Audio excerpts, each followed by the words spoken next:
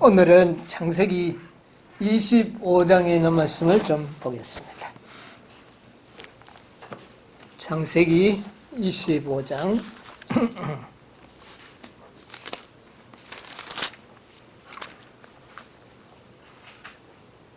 19절로부터 있는 말씀을 제가 읽겠습니다.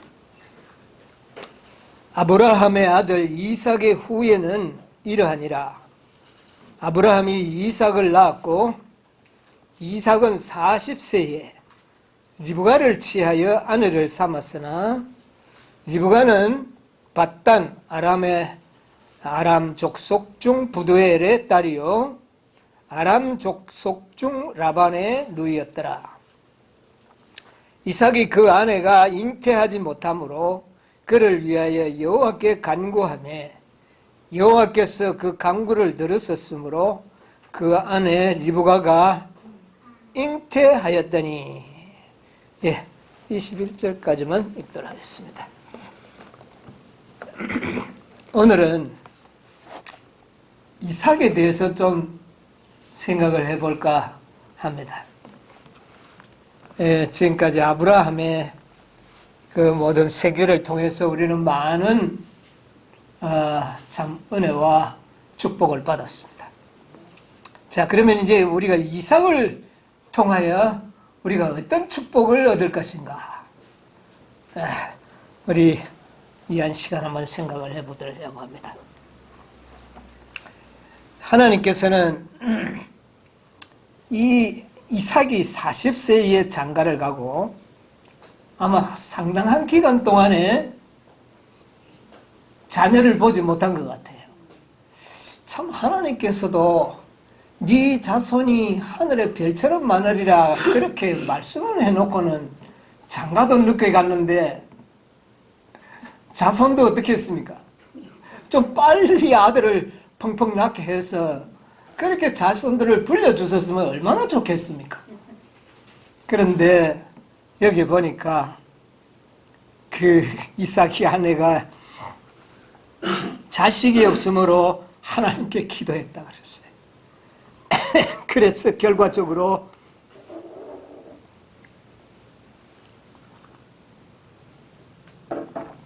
기도의 응답으로 잉태를 하게 되는 역사를 보게 됩니다.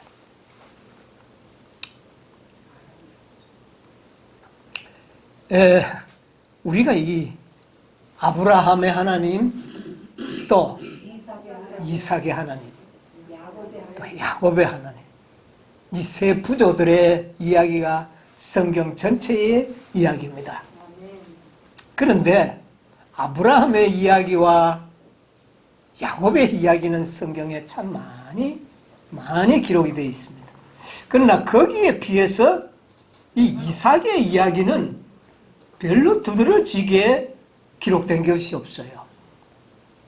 그가 20세 때 아버지와 함께 제물로 바친 것도 아버지의 손에 이끌려간 것이지 뭐 별다른 그런 이삭의 독립적인 역사가 기록이 되지 않았습니다.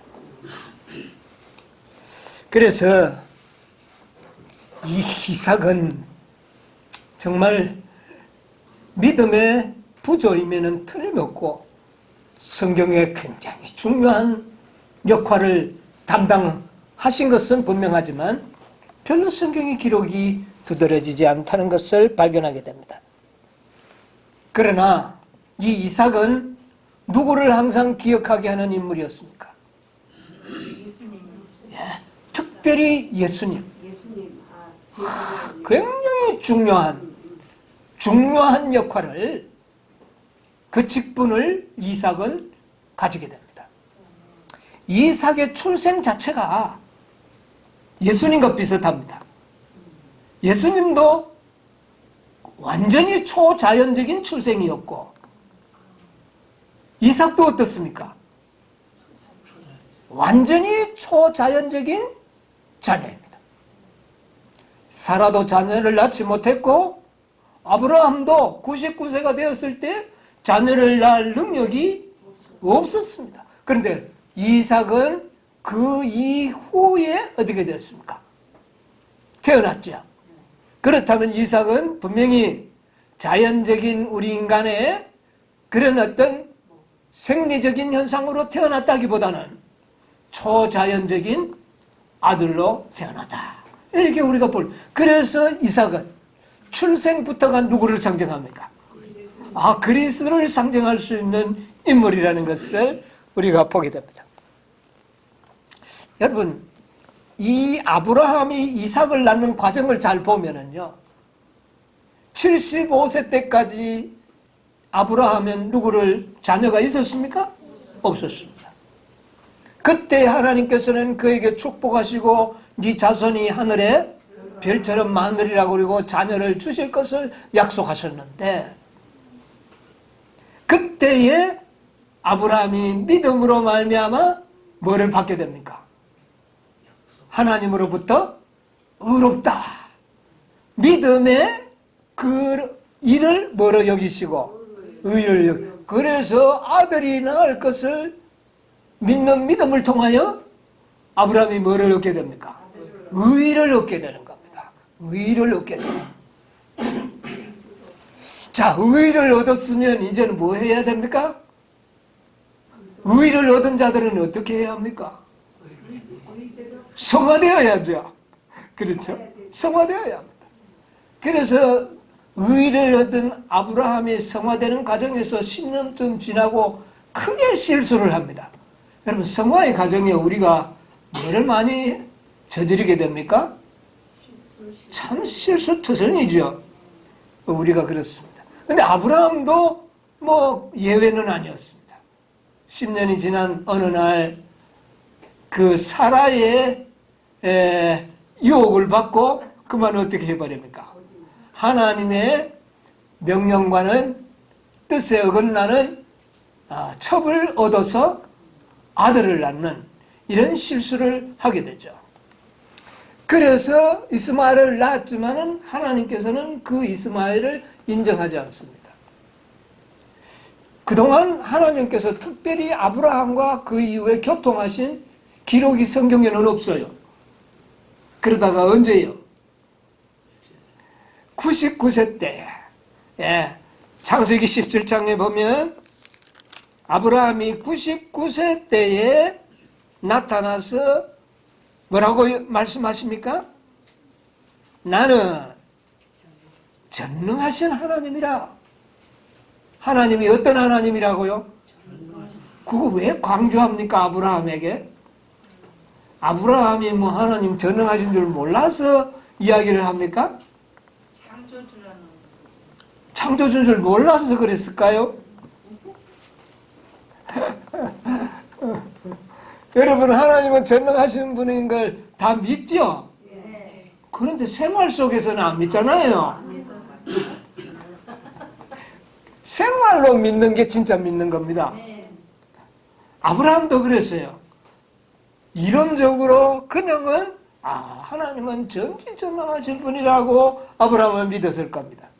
그런데 생활 속에서는 하나님이 전능하심을 부인하는 생애를 살았습니다.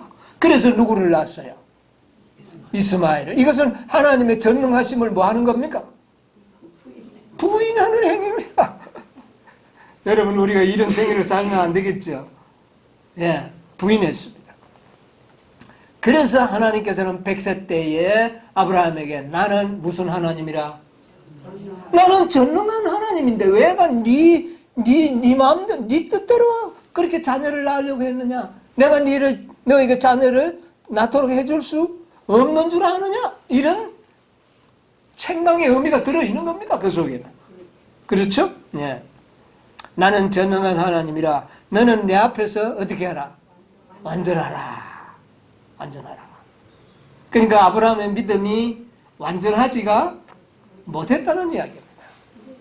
여러분, 믿음이 완전하지 못하면 생애가 어떻게 될까요? 완전하지 못합니다. 이것은 비례합니다. 믿음이 어느 수준에 이르르느냐에 따라서 그의 생애가 꼴지어지는 겁니다. 그래서 믿음이 완전하면 생애도 완전하게 되는 것입니다. 여러분, 이거 꼭 기억하시기 바랍니다. 너는 내 앞에 행하여 뭐하라? 믿음이 완전해. 믿음도 완전하면 품성도 어떻게 해요? 완전하다. 그런데 요즘 세상 사람들이 완전하게 되는 것을 원치 않아요. 다 75세 때의 믿음으로 구원받으려고 그래요. 그래요, 안 그래요? 오늘날 성육신 진리가 막 나왔을 때 사람들은 다 아이고 완전보다는 우리는 대속으로 구원받는 게 좋겠다. 이렇게 이야기를 하는 것은 이들에게 지금 아브라함의 믿음이 있는 겁니까? 없는 겁니까? 큰일 났습니다. 이게 문제입니다. 너는 내 앞에 행하여 완전하라. 그렇게 말씀하시면서 2절에 내가 내 언약을 나와 내 사이에 세워 너로 심히 번성케 하리라. 4절 내가 내 언약을 세우리니 너는 열국의 아비가 되리라. 지금 하는 이 모든 약속들은 언제 한 약속입니까? 75세 때 한 약속입니다. 그 약속을 몇 세 때 다시 이야기합니까? 99세 때 다시 반복하는 겁니다. 여러분, 믿음이 완전하지 못하면 이 약속이 성취될 수가 없다. 그러면 이 약속이 성취되려고 하면 어떤 믿음이 필요하다는 겁니까? 완전함이 있어야 된다는 겁니다. 여러분이요, 구속의 경륜을 완성시키기 위해서는 75세 때 믿음으로는 구원은 받을 수 있을는지 모르지만 구속의 경륜을 뭐 하지는 못한다? 완성하지는 못한다는 겁니다. 이걸 깨달아야 됩니다, 우리가. 예, 아브라함도 그래서 어떻게 합니까? 다시 이야기합니다. 네 자손이 별처럼 많고 네가 열국의 아비가 되렸다. 그런데 그때 그 말은 이미 아브라함에게는 잘 들어오지가 않았어요. 누구나 살았으면 좋겠다. 이스마엘은 자기가 낳은 이스마엘이나 살겠다 싶은 마음이 있었지 이 말이 별로 귀에 들어오지 않아요. 자, 그래서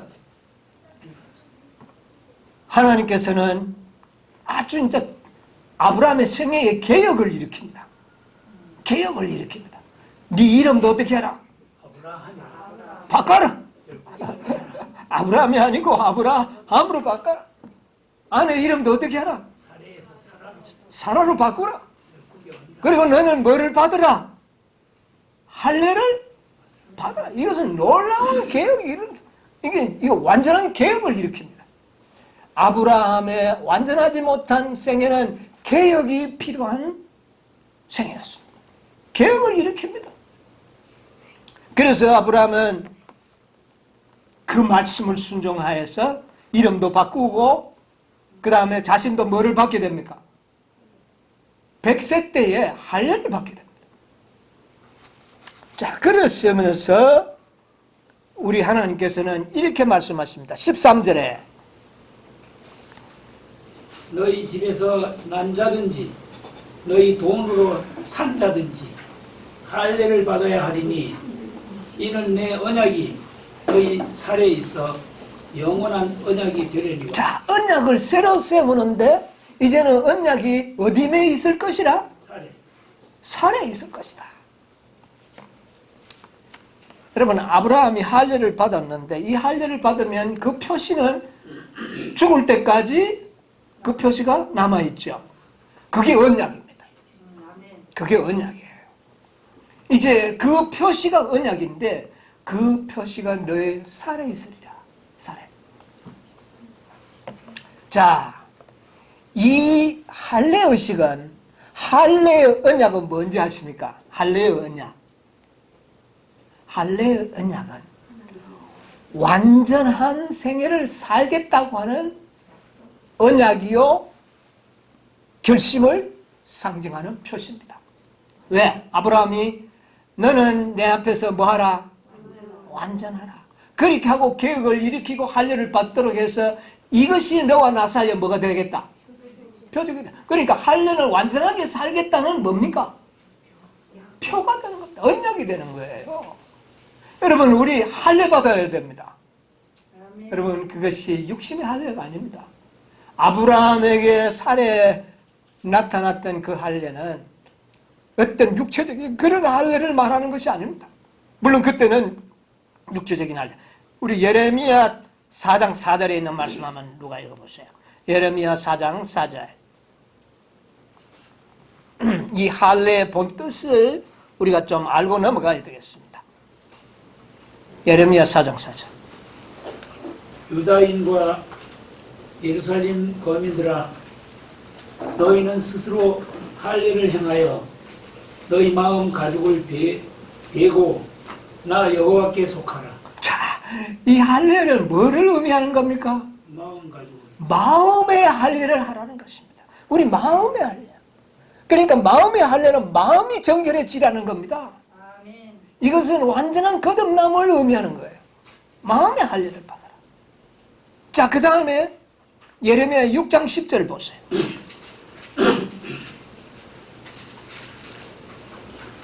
내가 누구에게 말하며 누구에게 경책하여 듣게 할고 보라, 그 귀가 할례를 받지 못하였으므로 듣지 못하는. 자, 여기 보니까 뭐가 또 할례를 받아야 된다고요? 귀가 할례를 받아야 된다. 오늘날 많은 그리스도인들이 귀가 할례를 받지 않았어요. 그래서 그들은 여호와의 말씀을 어떻게 합니까? 듣지 않는다는 것은 받지 않는다는 말입니다. 확실한 증언의 말씀과 확실한 성경의 말씀이 기록되어 있지만은 귀가 할례를 받지 아니하므로 그게 믿어지지도 않고 믿지도 않는 겁니다. 그러므로 진정한 완전한 생애를 살기를 원하는 사람은 첫째 무슨 할례를 받아야 됩니까? 마음의 할례를 받고 두 번째는요, 귀가 할례를 받아야 되는 것입니다. 이런 자들은 여호와의 말씀을 정결한 마음에 받아들여서 그 말씀이 육신이 되는 경험을 하게 되는 겁니다. 이것이 완전하게 되는 유일의 방법입니다. 여러분, 완전하게 되기 위해서는 하나님의 말씀을 말씀 그대로 믿지 아니하면 결단코 완전하게 되지 못합니다. 하나님의 완전한 진리를 받지 않고도 완전하게 된다는 것은 있을 수가 없습니다. 왜냐하면 진리가 너희를 어떻게 해요? 죄에서 자유하게 할 것이라는 것입니다. 죄에서 자유를 누려야 완전할 거 아니겠습니까? 이것은 마음의 할례와 귀의 할례를 받을 때만이 가능하다는 겁니다. 그때에 하나님의 말씀은 말씀 그대로 받아들이고 믿는 그런 믿음을 우리가 소유할 수가 있는 것이죠. 아브라함은 99세 때 그걸 배운 겁니다. 하나님의 말씀을 어떻게 믿어야 된다? 말씀 그대로 믿어야 된다는 것을 99세 때에 배웠습니다. 배웠습니다. 그러니까 그 믿음에 누구를 낳았어요? 완전함의 열매입니다. 이삭은 완전의 열매예요. 예수님은 첫 열매죠. 이삭은 완전의 첫 열매가 된 겁니다. 네. 믿음으로 말미암는 의의 열매가 바로 이삭입니다. 그런데 그것이 얼마나 완전한 열매였는가? 20세가 된 청년, 아버지가 그를 죽이려고 할 때에 도망치지 않고 그의 생명을 어떻게 했습니까? 하나님의 재단을 받게. 여러분, 이거보다 더 확실한 희생과 믿음이 어디 있습니까? 여러분, 이삭의 생애가 성경에 별로 기록되지 않았지만 그 재단에 바쳐지는 그 장면 하나만으로 그의 모든 생애는 다 나타나 버린 겁니다. 뭐를 희생해 버렸습니까? 그의 생명을 하나님의 재단에 기꺼이 바쳐버리는 그 하나의 행동 하나로 그의 모든 믿음은 다 증거가 되어버린 것입니다. 그보다 더 확실한 증거가 어디에 있겠습니까? 완전한 것입니다. 그래서 이 완전한 믿음에서 완전한 아들이 태어나는 겁니다. 그래서 바로 예수 그리스도를 상징하기에 가장 적합한 그런 주인공으로 성경에 기록이 된 겁니다. 그래서 성경 66권을 통하여 이삭은 늘 누구를 암시하는 그리스도를 상징하는 인물로 나타나고 있다는 것을 우리에게 말씀해 주고 있는 것입니다. 자, 여기에 보면 이삭의 특징이 뭐냐면은 순종이죠. 이삭의 특징이 순종입니다. 죽기까지 어떻게 해요? 순종. 여러분 빌립보서 2장에 보면 예수님의 생애를 어떻게 표현했죠? 2장 8절에 그는 어떤 몸이 되었고, 자 한번 읽어봅시다. 빌립보서 2장 8절 한번 읽어보세요.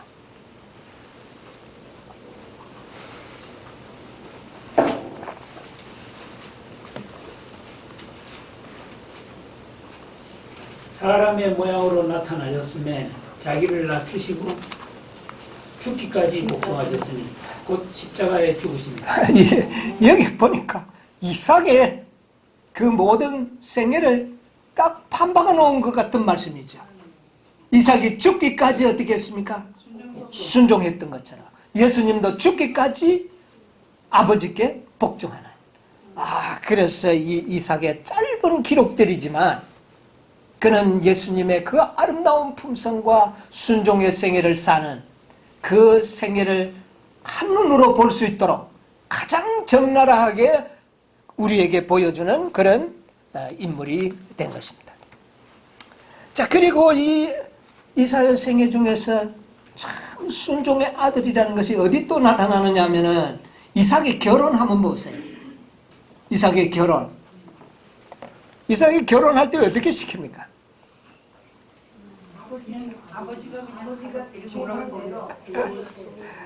여러분, 이 가부장 제도 시대에 살 때에 자녀들의 결혼은 주로 아버지가 결정을 하기는 했습니다. 그러나 그것이 완전한 법은 아니었고 꼭 그런 것은 아니었습니다.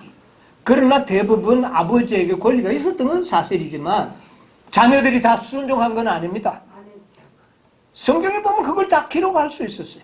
여러분, 이스마엘이 하나님의 백성의 처녀와 결혼을 했습니까? 누가 살아있음에도 아버지 아브라함이 살아있었지만 이스마엘은 가나안 여자들을 데리고 왔습니다. 또 그 다음에요. 삼손까지 갈 필요 없어요. 예, 에서도 어떻게 했습니까? 가나안 여인을 취하여 두 아내를 취해서 그것이 이삭과 리브가에게 근심거리를 가져다 줬어요. 이런 것을 보면 반드시 결혼이 부모가 주선했다는 그런 보장은 없습니다. 그러나 이삭은 어떻습니까? 정말 아버지에게 모든 것을 위임했고 또 아버지가 하는 모든 일을 신뢰했습니다. 이 이삭의 부인을 구하는 일에 누구를 보냅니까? 종을 보냅니다. 그렇다면 이삭이 아이고 그 종이 가가지고 그거 뭐 내가 따라가면 낫지 않겠나? 내가 한번 봐야지 이렇게 할 수도 있었어요. 그러나 아버지가 행하는 일을 이 이삭은 어떻게 했어요? 완전히 믿고 신뢰하는 정말 아름다운 모습을 보게 됩니다. 그래서 이 부조와 선지자에 보면 이런 말씀이 좀 기록되어 있는데 한번 읽고 보겠습니다. 이 이스마엘의 역사를 좀 읽으려고. 이스마엘이 아브라함의 총애를 받았던 아들입니다. 이삭이 태어나기 전까지 참 꽤 오랫동안, 얼마나 오랜 기간 동안 아브라함의 사랑을 독차지했던 이 이스마엘이 결혼을 잘못함으로 실패한 사람으로 부조와 선지자는 기록하고 있습니다. 한번 읽어볼게요. 174페이지. 아브라함의 초기의 교훈은 이스마엘에게 효과가 없지 않았으나 찾았습니까? 아브라함의 초기의 교훈은 이스마엘에게 효과가 없지 않았으나 그의 아내들의 영향은 그의 가정의 우상 숭배를 시작하는 결과를 가졌습니다. 예, 문제가 어디에서 발생했습니까? 아내들 때문이었습니다. 그런데 이 이스마엘은 아브라함에게 아내를 구하는 일을 뭐 하지 않았습니까? 상의하지 않고 의탁하지 않았어요. 임의로 행했습니다. 자, 계속 보세요. 그의 아버지와 분리되고 하나님께 대한 사랑과 경외심이 없는 가정의 싸움과 경쟁으로 마음이 상한 이스마엘은 자, 여기에 보면 또 한 아내만 취해서도 또 괜찮아요. 그런데 두 아내를 취함으로 인하여 그 가정이 뭐가 일어난 것을 여기 암시합니까? 많은 불화가 있었으며 그것 때문에 이스마엘이 마음이 상했다 그랬어요. 계속 보세요. 그 손이 모든 사람을 치겠고 모든 사람의 손이 그를 치는 거칠고 약탈하는 광야의 추장의 생활을 선택하게 되었다. 자, 여기 보세요. 홧김에 이스마엘이 그 가정 불화가 일어나는 것 때문에 홧김에 뭐가 됐다고요? 나가서 광야에 나가가지고 그냥 이 사람 저 사람에게 화풀이하는 그런 일들을 함으로 인해서 광야에 추장 생활을 했다 그랬어요. 네. 그리고 나중에는 말년에 그는 악의 길에서 회개하고 그의 아버지의 하나님께로 돌아왔으나 그의 후손에게 준 성격의 특징은 남아 있었다. 그의 후예로 일어난 강력한 민족은 항상 이삭의 자손을 성가시게 하고 괴롭힌 거친 이교의 백성이었다. 그까지만 봅시다. 자, 정말 이스마엘은 뭐를 잘못함으로? 결혼을 잘못함으로 인해서 정말 그는 이스라엘 백성들의 원수가 되는 민족을 탄생시키는 그런 일이 일어납니다. 그러나 반대로 이삭은 어떻습니까? 정말 40세가 될 때까지 자녀 이삭은 사춘기도 없었는지 모르겠어요. 아주 부모 밑에서 순종하면서 살다가 그렇게 부모의 뜻을 쫓아서 아내를 얻는 아주 모범적인 예수님이 30세까지 누구의 말을요? 부모의 말을 극진히 순종하며 살았던 생애와 이삭의 생애가 대조가 되어 나타나지 않습니까? 네. 그의 결혼을 통해서. 근데 예수님은 누구하고 결혼합니까? 네, 교회와 결혼하는 겁니다. 네, 교회. 예수님은 신랑이요, 교회는 뭐다? 신부. 그래서 신부를 얻게 되는 것이죠. 예. 이와 같이 이삭의 생애는 모든 것이 그리스도를 어떻게 해요? 상징하는 인물로 나타나게 됩니다. 그래서 이삭은 철저하게 아버지의 판단에 순응했고 또 그는 모든 그 판단을 아버지의 판단에 따라서 순종하는 생애를 살았어요. 왜 아버지의 판단을 순종했을까요? 이삭이 아버지가 막 억압적으로 했기 때문에 그럴까요? 이스마엘을 보고 그랬어요. 예, 뭐 그런 것도 있지만 아브라함의 완전. 아브라함이 100세 이후에 그의 생애는 어떤 생애였습니까? 완전했습니다. 그러므로 이 이삭은 아버지를 뭐 할 수 있었습니까? 완전히 믿고 신뢰할 수가 있었습니다. 자, 예수님의 아버지 하나님은 절대적으로 믿고 신뢰할 수 있습니까? 아브라함의 완전은 아버지를 상징하는 그런 위치에 있었고 이 이삭은 예수님을 상징하는 그런 인물로 이렇게 대조를 이루어서 그 완전하신 하나님, 완전했던 아브라함의 생애를 믿고 신뢰. 여러분, 우리는 하나님의 완전을 믿습니까? 그가 완전하고 전능하심을 믿습니까? 그렇다면 우리는 그분을 절대로 어떻게 해요? 믿고 신뢰해야 되겠죠. 어떤 위급한 일이 있더라도 믿고 말씀대로 순종하는 이런 생애를 사는 것을 우리에게 모범으로 보여준 것입니다. 자, 그리고 이삭의 생애에서 나타난 기록들 중에 창세기 6장에 보면 이삭이 그 생애의 기록이 창세기 26장에 나타납니다. 26장에 나타나는데 특별히 창세기 26장 우리 한번 좀 같이 한번 보도록 하겠습니다. 자, 12절로 15절 한번 읽어보세요. 이삭이 그의 땅에서 농사하여 그 해에 100배나 얻었고 여호와께서 복을 주심으로 그 사람이 창대하고 왕성하여 마침내 거부가 되어 양과 소가 떼를 이루고 노복이 힘이 많으므로 블레셋 사람이 그를 시기하여 그 아비 아브라함의 때에 그 아비의 종들이 판 모든 우물을 막고 흙으로 메었더라. 예, 자 보세요. 자, 이 이삭이 이제 아브라함이 시대가 이제 지나고 이삭의 시대를 성경에 기록하면서 또 가나안 땅에 뭐가 들었는 것을 이야기하느냐면 1절에 보면 큰 흉년이 들었다 그랬어요. 그런데 하나님께서 아브라함이 큰 흉년이 들었을 때는 어디에 가도록 허락하셨습니까? 애굽에 가도록 했죠. 애굽 땅에 가도록 했어요. 그런데 하나님께서는 이삭은 어디에 가지 마라? 애굽에 가지 말고 이 땅에 머물러 있어 그랬어요.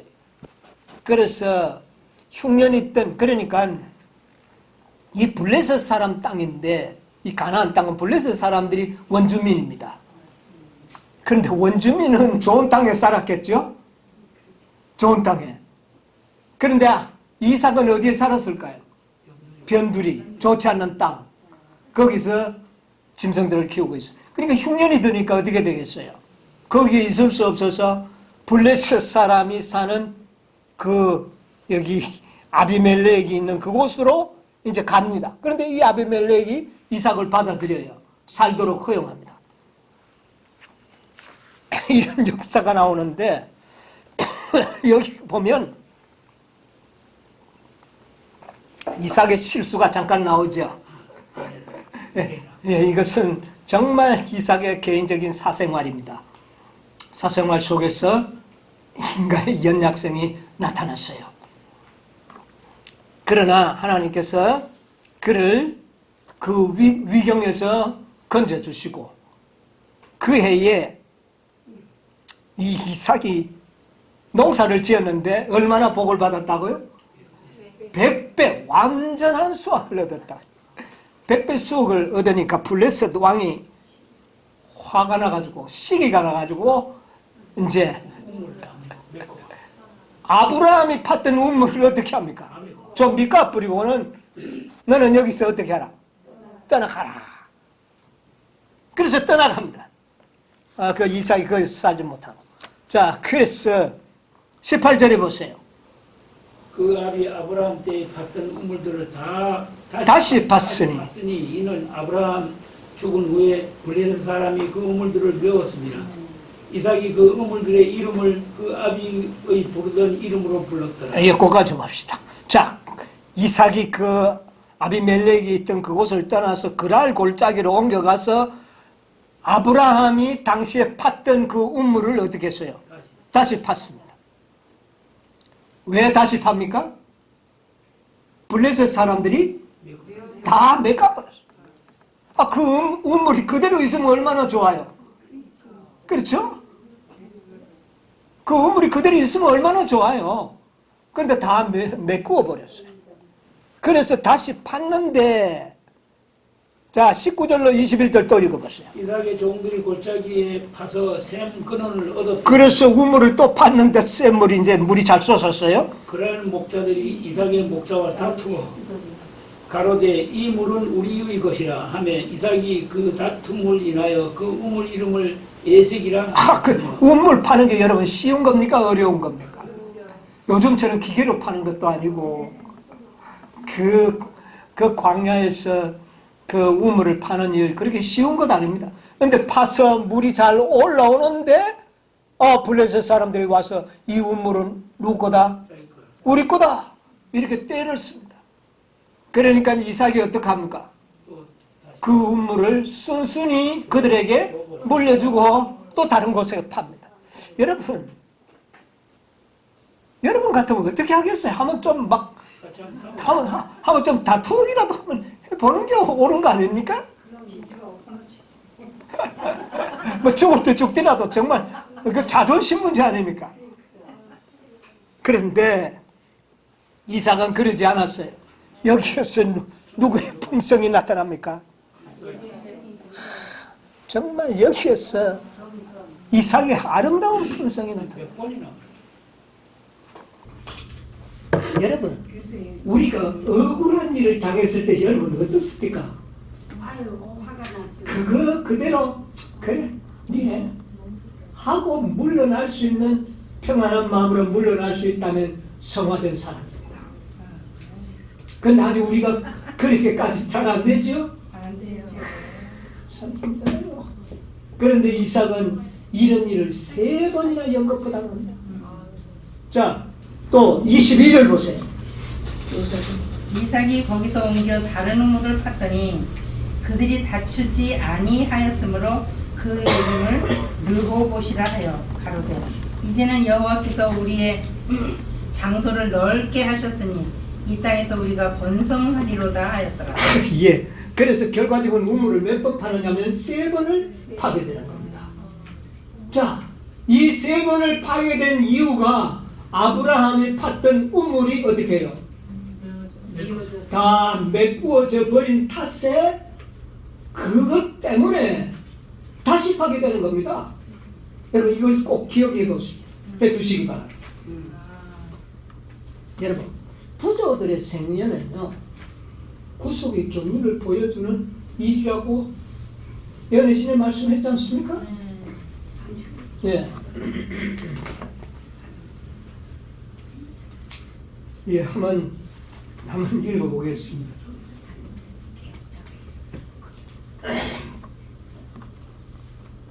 청년 지도자 1900년도에 3월 1일째 맞는 말씀을 한번 읽어드리겠습니다.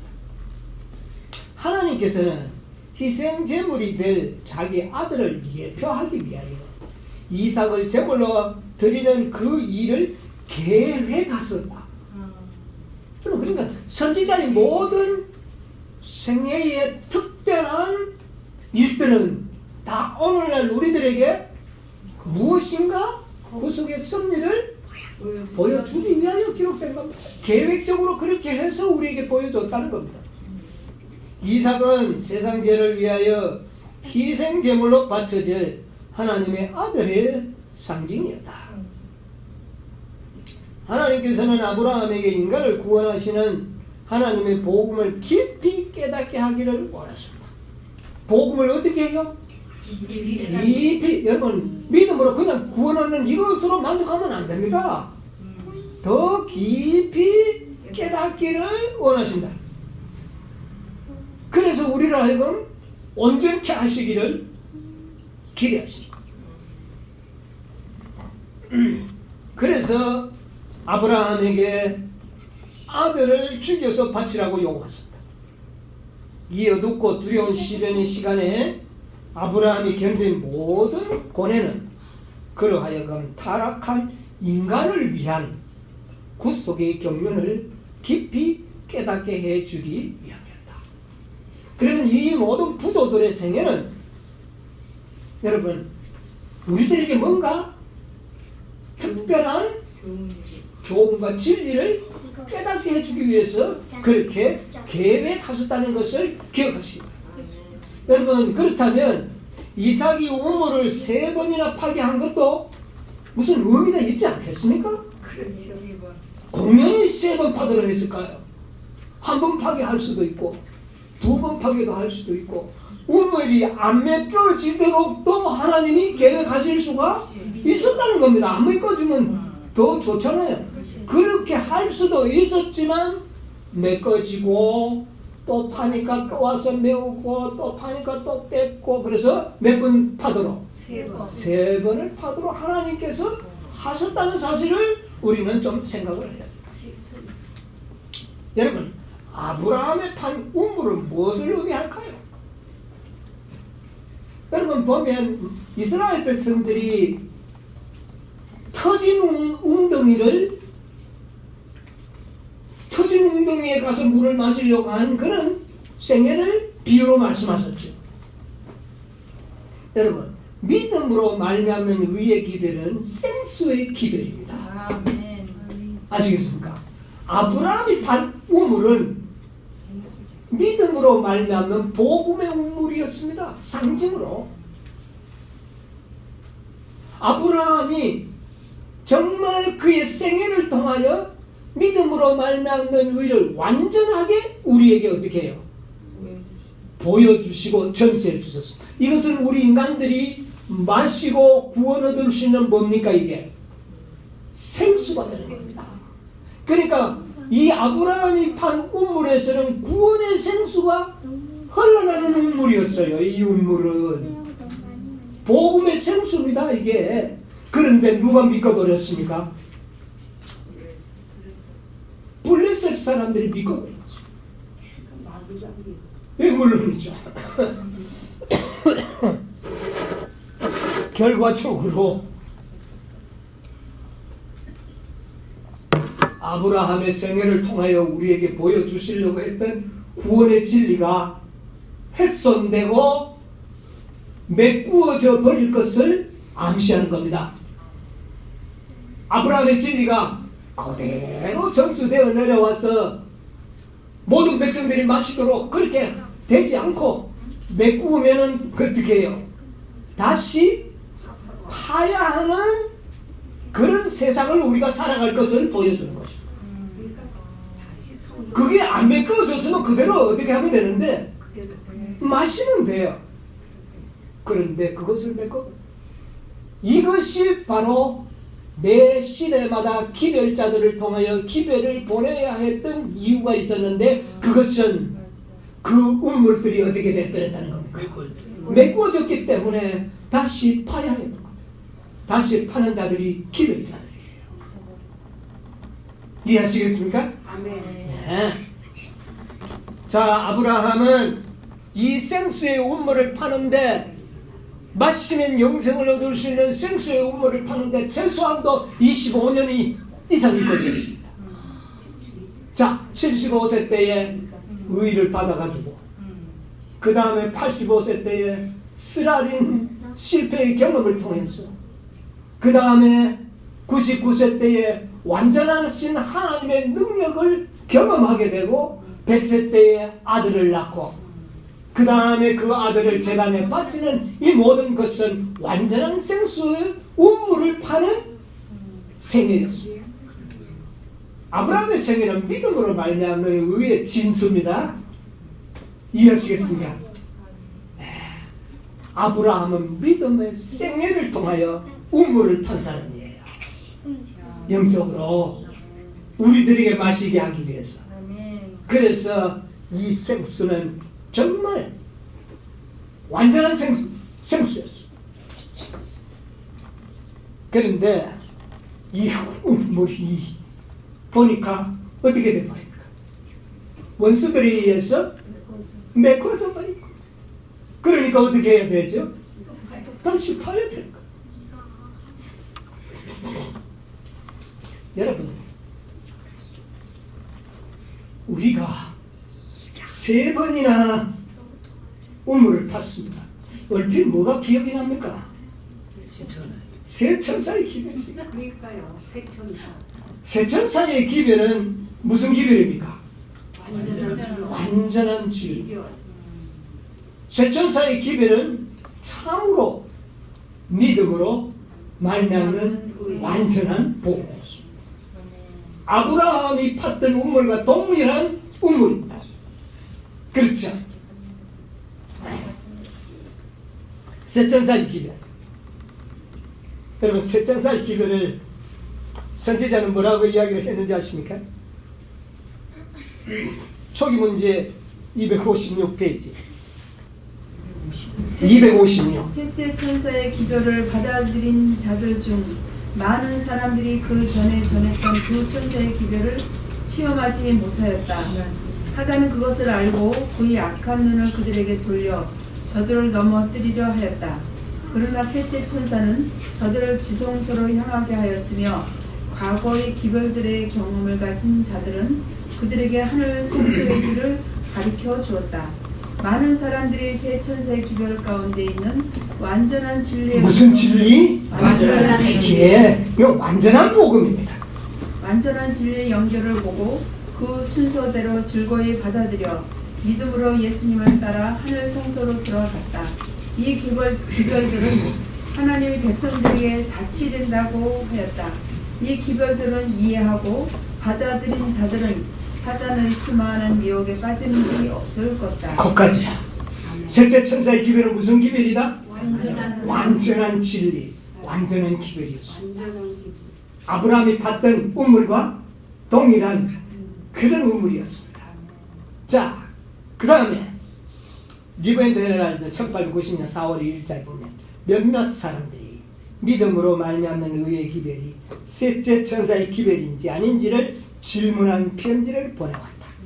그래서 나는 그것은 진실로 셋째 천사의 기별이다라고 대답했다. 아멘. 그러면 믿음으로 말미암는 의의 기별이 뭐다? 셋째 천사. 셋째 천사의 기별. 아브라함이 봤던 우물이라는 겁니다. 아멘. 그런데 왜 완전한 진리가 있는데 넷째 천사가 왜 필요? 메꿔 놨어. 다섯 장은 왜 필요? 메꿔 놨어. 18장 천사가 왜 필요하냐고 말이에요. 이제 뭔가 이해가 가십니까? 자, 잘 들어보세요. 리브앤드 헤럴드 1889년 8월 13일 셋째 천사의 기별을 믿노라고 공언하는 많은 사람들이 믿음으로 말미암는 의에 대한 교리를 그들의 시야에서 잃어버렸다. 이게 어떻게 된 형태입니까?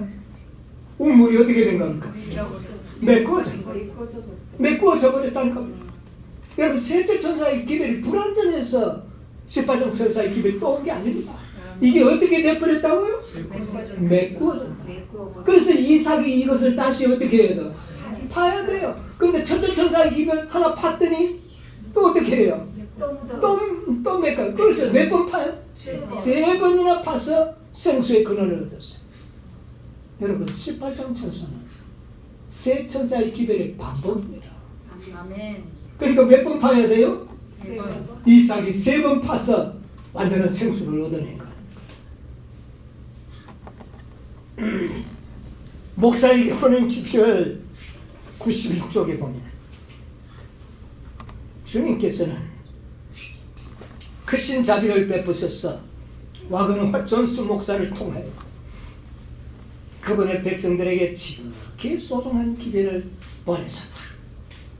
그렇게 하시면서 나중에 뭐라 그러냐?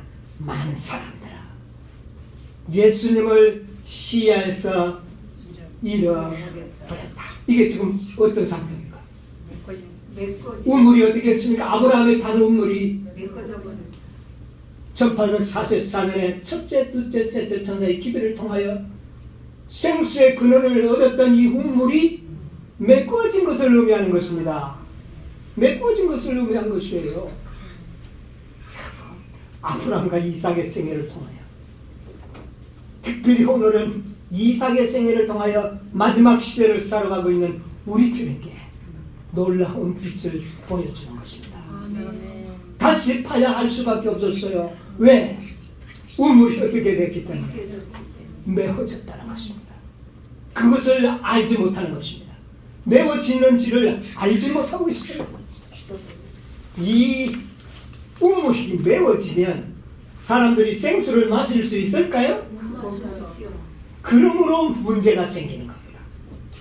완전한 복음을 듣지 못함으로 문제가 생기는 거예요. 리브앤드 헤럴드 1888년 7월 20일자에 있는 이 말씀을 한번 보도록 하겠습니다.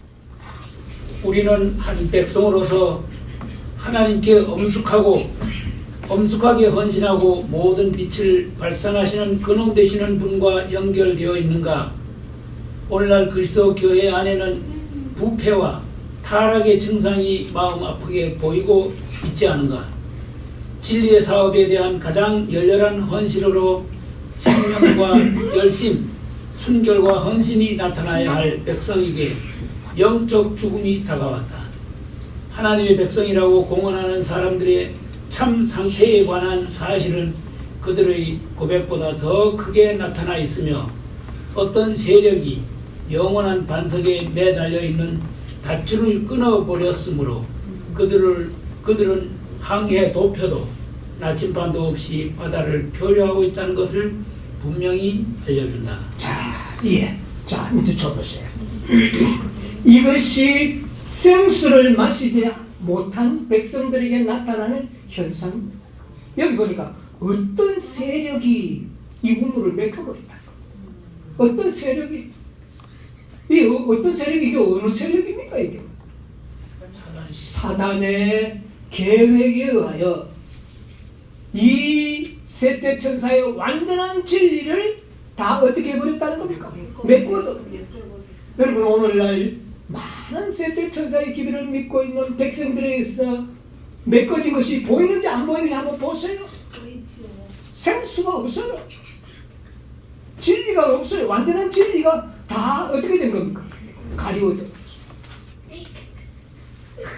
그래서 그들은 그 결과에 의하여 그들은 보니까 항해 도표가 있습니까?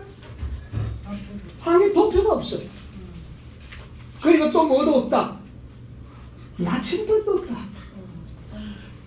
도표와 나침판이 없다는 말은 뭐냐면 마지막 이 예언들과 구속의 경륜들이 다 없어져 버립니다. 그래서 그들은 완전함에 도달해야 할 목표를 잃어버린 겁니다. 나침판이 없으니까. 목표 지점이 없어져 버린 거예요. 여러분, 이게 바로 생수가 메꿔졌다는 현상입니다. 그러면 이것을 다시 파야 될까요? 다시 파야 하는 것이 계시록 18장 천사의 사명이라고 말합니다. 아멘. 여러분, 이제 우리의 사명을 이해하시겠습니까? 예. 그래서 여러분, 오늘날 우리가 잘 보세요. 요즘 우리가 단적인 예로 한 가지만 보더라도 그리스도의 성육신을 이야기하는데 한편에는 완전하게 된다, 우리도 완전하게 될 수 있다. 그러니까 자기가 그저 열심히 하면 되는 것처럼 이렇게 하는 무리가 있는가 하면, 그러나 완전하게 돼야 된다는 것을 그들은 깨닫고 있어요. 그러나 대다수의 백성들은 뭐라고 그럽니까? 아유, 그거는 극단주의.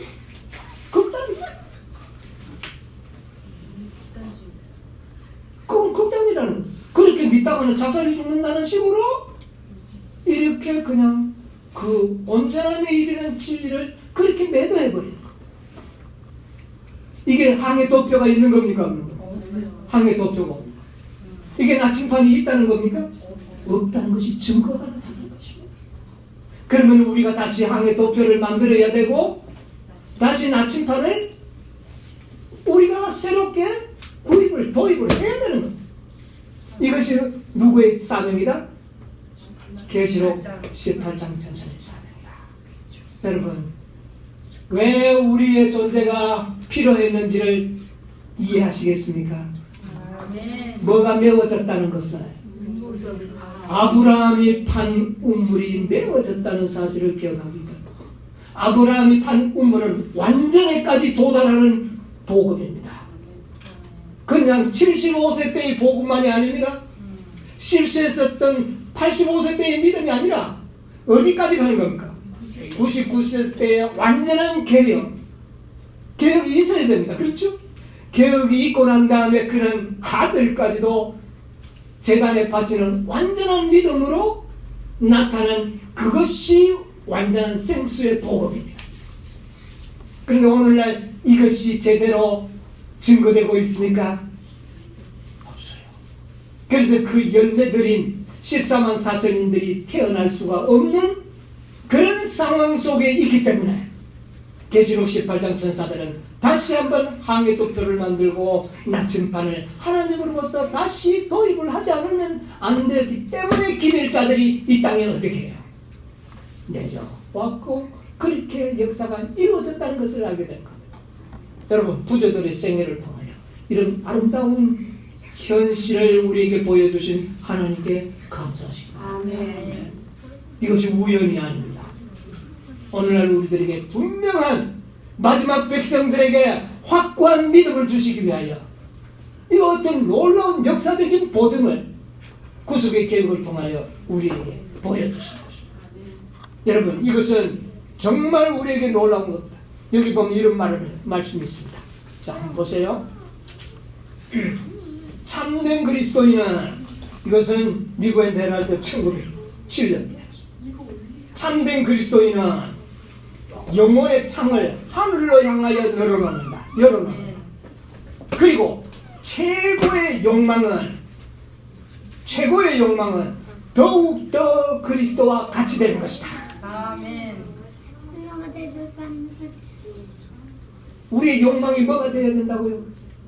그리스도와 그리스도와 같이 돼. 그런데 우리는 완전하게 된다고 하는 이 진리 자체를 사람들은 부인하려고 합니다. 어떻게 그렇게 할 수 있느냐? 그 다음에 신의 소망 311페이지에 보면 이런 말씀이 있습니다. 그리스도인 품성의 이상은 누구와 같이? 그리스도와 같이 되는 것이다. 인자께서 당신의 생애에서 완전하셨던 것처럼 그리스도를 따르는 자들도 그의 생애에서 어떻게 해요? 완전해야 한다. 아멘. 그래서 우리가 절반까지도 가봤습니다. 해보니까 잘 안 됐어요. 그런데 우리에게 생수와 같은 복음을 주셨습니다. 그게 뭡니까? 세대 소망 761에 뭐라고 이야기했어요? 우리는 불가능하지만 그리스도께서 인간으로 오셔서 완전한 생애를 사시고 그 완전한 품성을 우리에게 선물로 주시다. 이게 완전한 복음 아닙니까? 아멘. 이게 생수입니다. 이걸 마시는 자들은 그 마음의 기쁨이 부담감이 없이 생수로 솟아나는 것입니다. 아멘. 이 진리를 믿는 자들은 주님께서는 하나님의 속성을 불어넣고 훌륭한 건물을 되게 하시고 급기야는 율법의 요구가 우리의 생에서 이루어지도록 하겠다. 여러분, 이것이 계시록 18장 천사가 전하는 복음이요, 우리가 파야 할 우물에서 나오는 생수가 될 겁니다. 여러분이 이 생수가 나올 때까지 여러분은 우리가 우물을 파야 되겠습니다. 여러분, 이 생수를 마시고 정말 그리스도와 같은 영광스러운 그런 품성에 동참하셔서 구속의 경륜을 마치게 되는 여러분과 제가 되기를 간절히 바라면서 오늘 말씀을 마치도록 하겠습니다. 아멘.